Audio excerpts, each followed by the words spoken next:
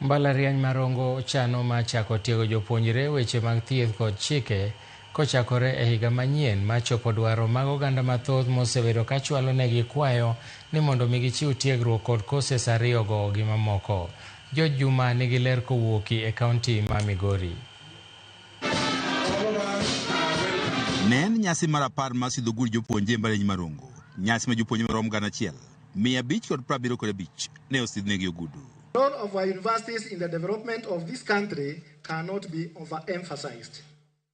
The various sectors of our economy largely depend on our universities to provide the necessary manpower to drive it.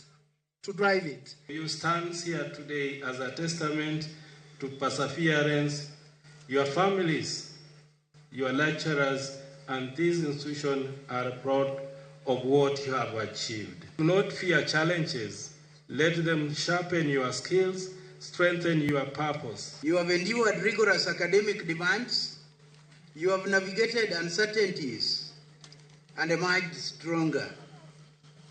The knowledge and skills you have acquired at this university are not merely qualifications. They are tools for leadership, they are tools for innovation and service. Ka opogore kod puoch kod pak ne jopuonje mane osidhnegi ogudu kaachiel kod singo mar piny owacho mar bero somo e mbalariany duto e pacho kae. Jokanyo sekta mar somo moting'o jalup gavana ma Migori Dr. Joseph Mairi ne okonte Mbalariany mar Rongo mondo koro chak tiego jopuonjre e somo mag thieth kaachiel kod chike. We want to challenge this institution as demonstrated in its vision, capacity, and excellence. With this in mind, I encourage the leadership and stakeholders to consider establishing a medical school and ultimately a full medical campus. And our region needs more healthcare professionals, more researchers, and more specialized training.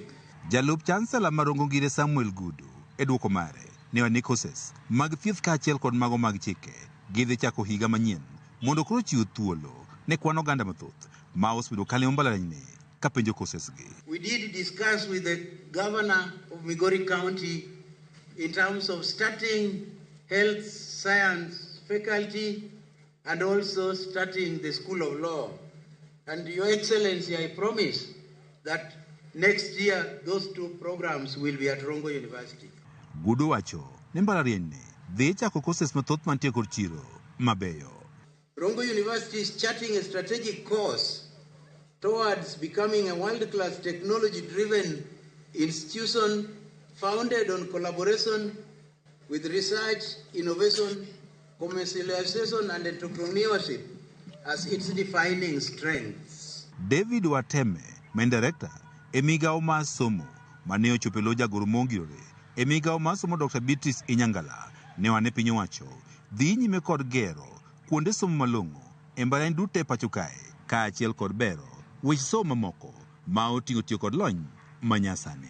Infrastructure development forms another cornerstone of our agenda.